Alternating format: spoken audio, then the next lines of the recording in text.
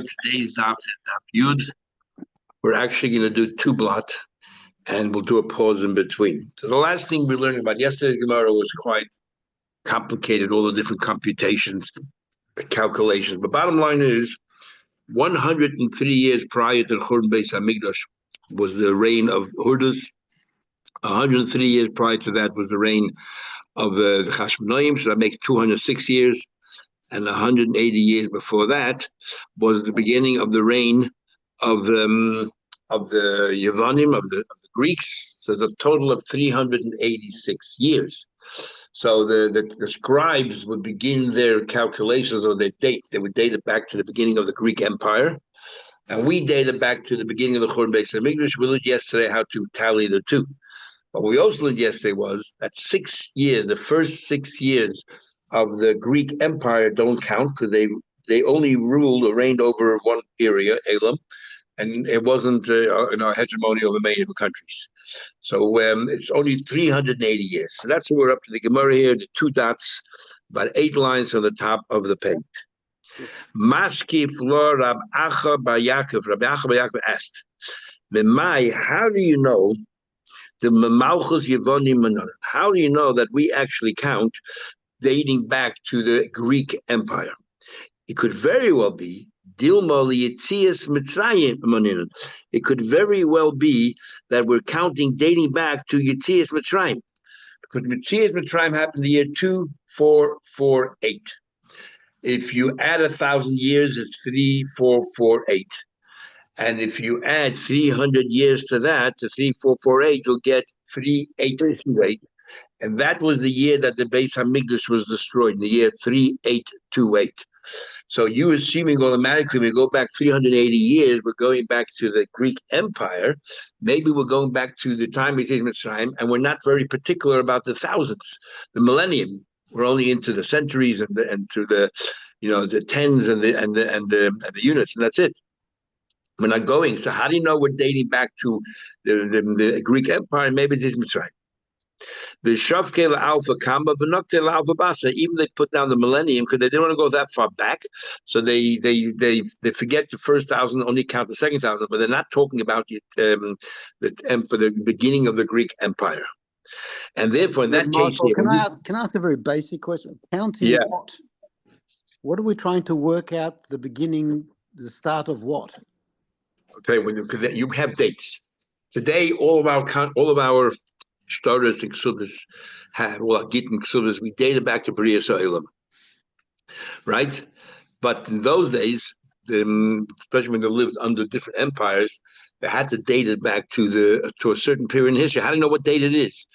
So it became the norm to date it back to the beginning of the Greek Empire. And even after the Romans took over, they still continued to date all their contracts to the Greek Empire. You need to know exactly when this took place, whatever the event is, transpired with your soul. And the thing is over here, this particular star we're saying is not really a star ma'ucher, and so on. So we're asking, that's not really a delayed star, because in fact the Greeks, this particular cipher was so pedantic. When we learned yesterday, was so pedantic because it's really 386 years. We just say that 6 years don't count, so we say our scribes write 380 years from the beginning of the Greek Empire. We want to know when this contract took place. But that particular cipher did 386. And we're asking a question: how do you know that's dating back to the Greek Empire, and therefore you're saying it's not a star ma'ucher, it's not a delayed star? It's actually accurate. It is technically 386 years, even though we think it's 380, because we count when the Greek Empire actually took over all these countries. Maybe he was dating it back to Yitzias Mitzrayim, and therefore it should have been 380. And by saying 386 means it hasn't happened yet. It's another 6 years to go. It's still a shar ma'ucher.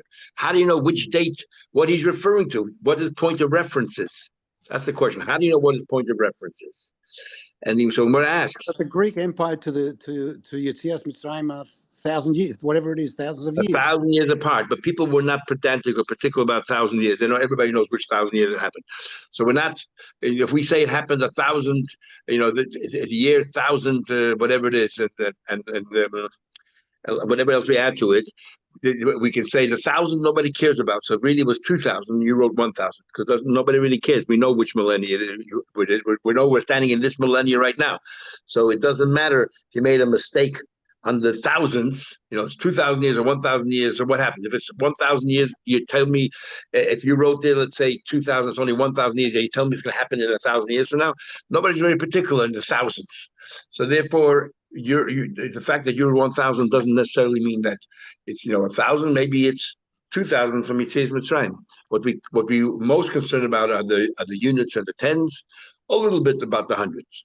So the Gemara is asking here, how do you know when you see a document that says over there 386, it's going back to the time of it's dating back to the times of the Greeks, or 400, whatever it is, and you say, well, it didn't really happen in 6 years ago. You say, no, this particular sefer from those seifrim that say was actually 386 years ago that the Greeks took over. So therefore, this is today. Today is 386 years, even though we would call today 380 years, because we don't look at when the Greeks took over Elam. It's only when they took over the whole empire.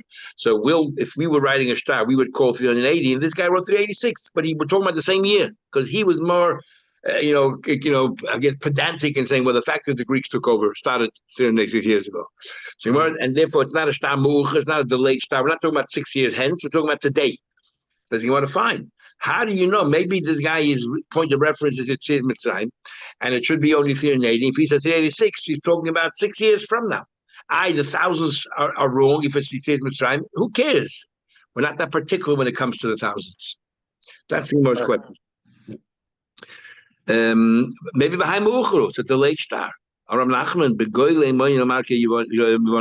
comes to the exile, because we live amongst the Goyim and we have to follow the rules are that you use the date based on the Greek Empire, the rise of the Greek Empire, and therefore it's not talking about Yetzias Mitzrayim at all. And in fact, we'll prove it to you. Ravina Maslisin Abda proved in the Mishnah. Now, we learned in the beginning of Rosh Hashanah, it says the Echad Ben Nisan, the very first day of Nisan, Rosh Hashanah Malachim, that's the new year for kings. Well, the Golim for Yom Tov. I mean, we say over there, so what do you mean for kings? What's the relevance of that? We mean when you write a document, and not everyone wrote the Greek Empire. A lot of times you would write the document based on when the king assumed, assumed the throne. So therefore, if the king became a king a week before Nisan, and now this star is being written a week after Nisan, a week into Nisan, we would say the second year of his reign. So therefore, we need to know, when it is. So it's the month of Nisan. And then it continues. It said, we say Lashon, what? For documents. Kashir, Zadodi, sorry, I skipped the line. And we learned elsewhere, that the first Rosh Hashanah is Rosh Hashanah Lashani for years. Well, Shmitin for Shmitin. I mean, say Lashani. What do you mean for years? Why do we need to know which year it is? Documents. Isn't that a contradiction? Before you said that documents go by king, and Nisan is the transition year. Kasher Shtar Zahadodi. You have a contradiction of the documents. So Shami answer Kan Lemalki Yisrael and Kan Lemalki Oivei Malki Yisrael is from Nisan, and Malki Oivei is from Tishrei. The Malki V'Chavim Tishrei Minyan, we count from Tishrei. The Malki Yisrael Midish Minyan. Anan Hashta, but today times have changed, and you should know that Tishrei Minyan we count from Tishrei. Now, the question is, if you're going to tell me that we count from Yetzias Mitzrayim, then how can we change and go to Tishrei? If we're counting years from when we left Mitzrayim, but that's our point of reference, then obviously Nisan is every year. Nisan is when another year. It changes the year, transition of the year, not Tishrei. So Raif made that when we actually count, we count according to the Malki Yevonim, and that's it. Then the Mishnah continues. We're going through the different festivals that they have. The next one is called Yom Genusia Shel Malkeim, the day of Genusia. What is the day of Genusia? Says the Gemara, what does that mean? This is the day that they coronate the king. You learned elsewhere, Yom Genusa, the Brisa says, these are the Yom Tovim of Goyim, the days of Genusia, and Yom Shemamid Malcolm, the day that they appoint the king. So it's clear that it's two separate Yom Tovim festivals. The first one is his own, and the second one is his son. When he was brought in the throne, I mean, the father is still alive, and they would already instate, I guess, the son. So you want to ask, Mukma Malka Malka, what you have the king sort of stepping back and allowing his son to assume the leadership. But Tanya, we learned, it says in the pasuk, I made you Rome very small. What do you mean I made you Rome very small? And Bagoy amongst the nations, a Mashibin Melech Bemelech.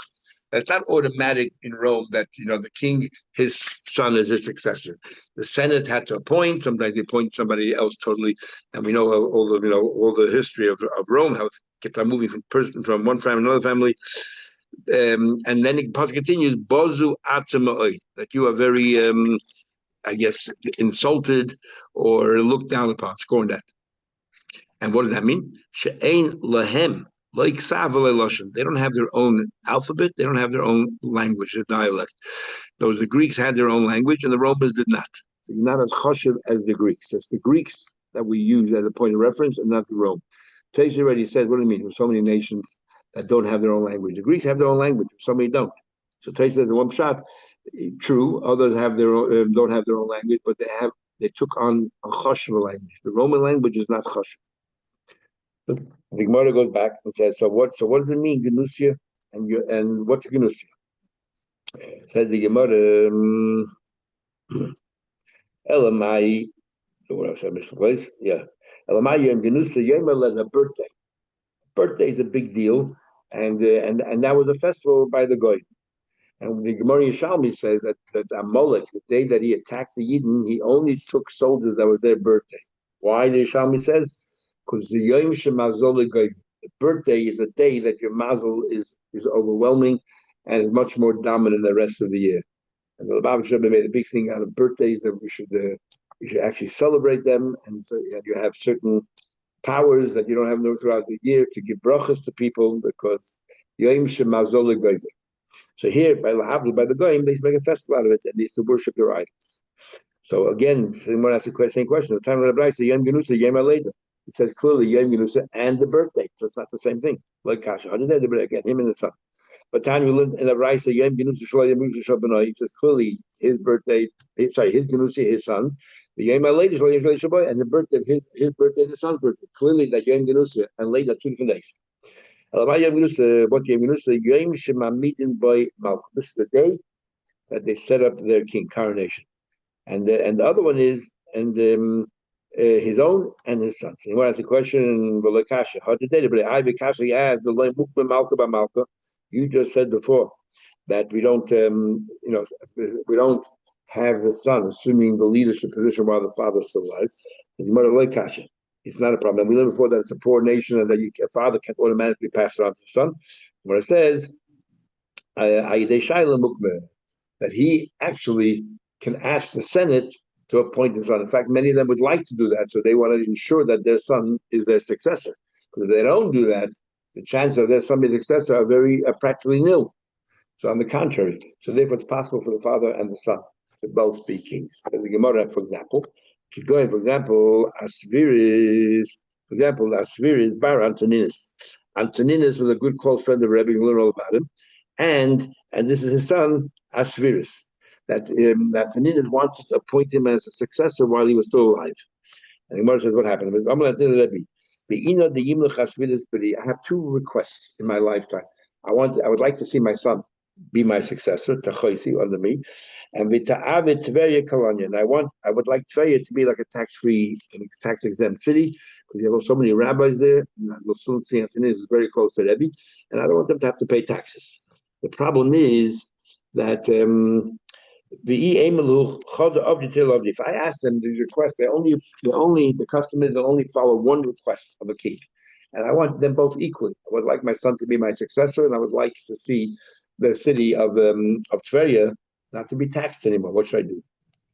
So Rebbe, now we'll soon see the Gemara that Rebbe couldn't openly tell him what to do, because in case some people don't like it, they can harm Rebbe. So everything had to be done, he intimated. So he said to them, I see Gavra, bring a person, bring a person, this is what he told. Bring a person, place him on the shoulders of his friend, and through the person on the bottom, give a dove to the person on top. If he told the person on the bottom, tell the person on top, let him chase away that dove. That's what does he mean by that? That was nobody would understand, but the Antoninus understood. This is what he's trying to tell me. Ad boyim menayu.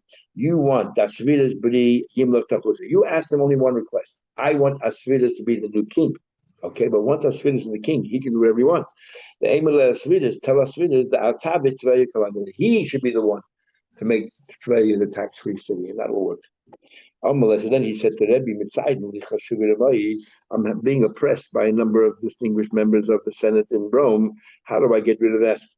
He said to them, he said to Rabbi Antoninus, so Rebbe took him into the garden, call Yom every day, Mishra, every day kameh, every day he pulled out a radish from the ground. That's all he did. Omar said, and he said, Shmara, somebody sent me. This way told me, kill them one by one, but don't kill them all at the same time.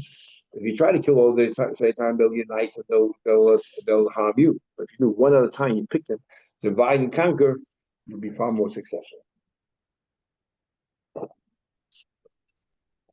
Says the Gemara, why doesn't the Rebbe tell openly what to do? Behavior. Omar, he said, they're going to hear about it to Messiah, they're going to cause harm and pain to Rebbe. And I don't want to be the cause of his trouble. What Rebbe whispered in his ear. The birds in the sky, they will convey and they will transport the voice. In other words, there are no secrets. The moment you say it, it's over. It's no longer a secret. Havla, who Barta, Antoninus had a daughter, the Shmo Gira. Her name happened to be Gira, and Ka'ava Disura. She was a philanderer and she did something that was unethical. Shadalei, he sent to Rebbe a message. Antoninus sent her a message. He sent him Gar Gira. He sent him some kind of a herb which is called Gar Gira. And according to Rashi, what he was trying to say to Rebbe is that that she did this sin, and we got to do, what am I going to do about it? So you know, she's garg is the word that attaching herself to other people. So what should I do? Shadule, he sent back to him kuzbarta. He sent back coriander, but the word kuzbarta, the way Rashi learns, kuzbarta means cut her off, kill her. Taisha said, no way in the world Rebbe would have suggested that. He meant hide, discreetly punish her. Shadule Karsi. So he sent back a leak, but the word leak is cut. If I kill her, I kill out my whole family. I guess his son is dead already. So Shalach, he sent back to him Chasa. He sent back a piece of lettuce. And the word Chasa is Habrachmanis. In other words, Habrachmanis and her, reprimand her, but don't do any harm. Kol Yom, every day have a Shadule to have a Pricha. Every single day, Antoninus would send what do you call it? He would send to Rebbe an the Hava Pricha the Matrosa. He would send him a barrel full of gold, piece of gold, v'chite pamayu, and he covered it with wheat, so nobody should notice that there was gold there.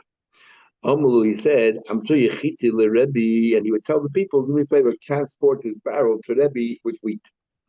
Amule Rebbe loitzricha. He says, I sent back a message on Antoninus, I don't need this gold, easily to it. I have plenty. He said, look, I'm looking out in the future. Right now, I'm very friendly to you. I have no guarantees how my son is going to behave and how the king after that, and they can levy such taxes, how are you going to pay it? I'm already giving you now the funds that you can pay those taxes. So he said, levy l'man de basar. It's not for you, it's for your children. The yovel basar, give it to their children, give them this money so that they should be able to pay off the taxes. The also basrach that follow you with the osi menaya nefik, and that come from us, from me, I might have bad successors and they're going to levy all these terrible taxes, but you're going to have the money because you gave it to them already. So they had this tunnel. They have an island, a base of the base of Rebbe. It's amazing, but they had the tunnel there to go from Rebbe's house to Antoninus' house. He would bring two servants. If anybody knew that he, king of Rome, would have a connection to Rebbe, can imagine what would happen. So he had two guards, one on either end. And then what he did was Chad Kotle above the Rebbe. The guard in the house of Rebbe, he would kill as soon as he got to Rebbe's house. And the Chad Kotle above the base, and the guard in his house, he would kill. Every day he killed them out because he was scared they were massa. Tracer says already, even though you're not allowed to stop kill, but here he was killed that they might go ahead and massa for him. And this is called Habol Laharga, Chashkim Laharga. Somebody's threatening you, you can kill them. You can kill them first. He made up to Rebbe that nobody should be in your house when I come to you. One day, he said, we had an end of Sudas, he was the main Talmud of Rebbe, and he is there. And he is there. So he said to him, didn't I tell you, didn't I tell you that Rebbe shouldn't be here when I'm here? Amalei, les din bad enish. He's not a human, he's a malach. So don't worry about him. So he said to Rab Chani, he wants to test it. He said to Chani, you know that's Ebed, that Yugoni, that's asleep above by the entrance, the Kohen molested. Why don't you tell him to come in? Also he went. He found the guy dead. He's like, oh, what should I do? What should I do? Conundrum. If I go tell him, oh, he's dead.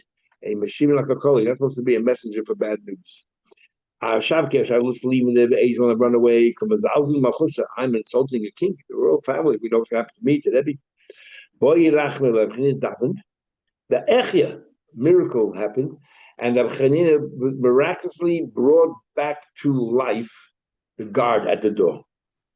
Remember, you had all the Chlegs and Hedron that those that came back from the Gaushal at Summers, all those people who shared the Ephraim, they came back to life and they continued, or they passed away straight away. And then we had that Russia who was buried next to the Tzaddik as well, that he came back to life, whether it was permanent or just short term. Same thing over here. Anyhow, the Shaddan, he sent him into the room. Omar said, as soon as he realized that Hanina is a very big Tzaddik, he said, I can see that even your small Talmidim are able to be Mechayim Eisim. Mia be'idna da'asina, but do me a favor, when I come here again, I'm too scared, I'm all rattled, I can't focus on learning, don't have anyone here. Every day he was, this is Antoninus, every day he would serve Rebbe. Malchale, he would feed him, Maska, give him to drink. When Rebbe was ready to go to bed, I mean, this is amazing, this is the emperor. When Rebbe was ready to go to bed, is just lost the place. He would lie down next to the bed so Rebbe can step on him to go to his bed. Amr would say, go on top of me to go to your bed. Is that right? To mezalz on the king to some extent. Amr, he said, me yasimeni, I wish I can be placed matzah, a bed. I wish I could be your stepping stone in Olam Haba. Until he said, that's what he said. Amalei, he said to him, as Tracy, by the way, says that Antony brings the Gemara Yishami, brings it twice on this page, that Antoninus eventually was Megayah, and he became a Yid. That sounds pretty far-fetched, but when you watch today, the president of Argentina talking about as soon as he finishes his term, he wants to convert and become a Yid, you see that's quite possible for leaders of countries to behave this way. Anyway, so the Gemara continues. It says, so Antonina said to Rebbe, I seen the Lam with us. Will I ever make it to Haba? Amalei, yes. Amalei, so he asked the Rebbe, but he said, "You started the base Esav. There won't be any officers in the house of Esav." And so he said, only the Ma'asav Esav. If they continue behaving like Esav, then there's no sorry. But otherwise, you can go to Olam Haba as well. Because you said Sadi means there's no vestige left of the house of Esav. He said only those who behave like Esav, those don't. Nobody. If they conduct themselves like Esav, only then. It says in Pasuk that Shama Edom that in Gehenna will be Edom, the kings, and all of its leaders. So we see that all going to Gehenna, nobody's going to Gehenna. Its kings will not come, not all of them. And then it says, all of its leaders will not all of its officers. So there are exceptions. You're an exception, not all the kings. Kind of what we learned. Not all the kings, that its leaders, not all its officers. Who's an exception? Antoninus ben Asheris. Antoninus, he'll go to Olam Haba. And Kol Nisev Kol Sereh, who's that? Who the officer Pratlik Ktia Bar Shalom. This person known as Ktia Bar Shalom, he also was going to Gan Eden. Now, who in the world is Ktia Bar Shalom? So Gemara says, the Ktia Bar Shalom Mahavid, who Kisa was a king. Avisani Liadod was a king that hated the Eden.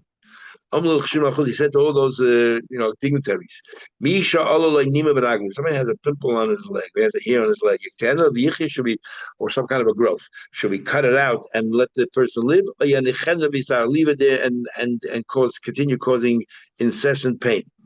He said, why don't you cut it out and let it live? So one of the officers there, his name is Ktia Bar Shalom, he said, first of all, you want to kill out all the Yidden? You're using a euphemism, you should know that's impossible. And number one, why? The Chesiva says, I spread the Yidden, I scatter them around the four corners of the world, but don't say the four corners. Like the four corners. What does that mean? I actually scattered them throughout the four corners of the world. They should have said, to the four corners of the world. Just like what it means, just like the world cannot exist without the four corners, the world will not be able to exist without Yidden there. That's number one. Number two, imagine people are going to start naming you. You're the king who cut down the people. It'll be a derogatory, pejorative term, and therefore it's not right. So the king said to him, you know what? Everything he said makes sense. However, Miu, called the Zachi, Malcha, our tradition is if anybody ever wins the king in an argument, is Shadalele Kumina Khalil. We're going to put you in a big room full of sand and you're going to die there. Kadhave, and that's going to be a fate because you won the king in a what do you call it? In a conversation. So it says over there, they were taking him to this room. This woman there called up this matriarch and screamed out, and she said, Vaileli Ilfa, woe is to a ship, the Oslo Michsa goes without a mast, or goes without taxes. Not for, in other words, you're dying on behalf of the Yidden, but they won't accept you as a Yid because you're still a Goy. You haven't converted.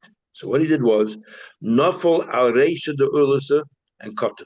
Somehow or another, he fell on his male member and he made himself a bris.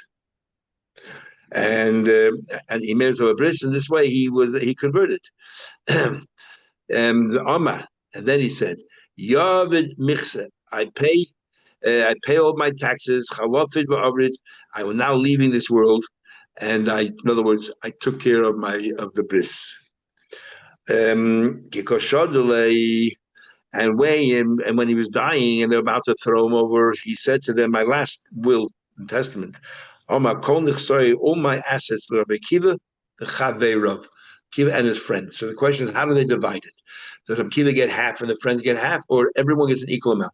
Yotzer Rabbi Kiva Darish. Now this is interesting. Rabbi Kiva paskin about himself. When it came to Lechem Bapanim, he said you should divide it amongst Aaron and his children. How do we divide it? Machzal Aaron and Machzal Bapanim. Half goes to Aaron, half goes to the children. So the same thing over here. I want that half of his assets go to me, and the rest will be equally divided amongst everybody else. Yotzer Baskabam K'tiyah Bashalom. That K'tiyah Bashalom should go straight to Olam Haba, and Bocha Rebbe actually cried. And he said, there's people who can get the highest madregas in one moment. The others have to work years and years to struggle to get to that same madrega. And we'll learn more about that at the end of this parak. Antonina is Shamshal Rebbe. Antonina served Rebbe. And this other person, Adrachan, is Shimshal Rav. And Adrachan, basically, he served Rav. Kishochim Antoninus, when Antoninus passed away, Rebbe declared, our bond, unfortunately, has just unraveled. And Kishochim Adrach, and when this other person, Adarkon, died, Rav said the same thing. Our connection has just unraveled. Tomorrow continues with more stories, but we'll just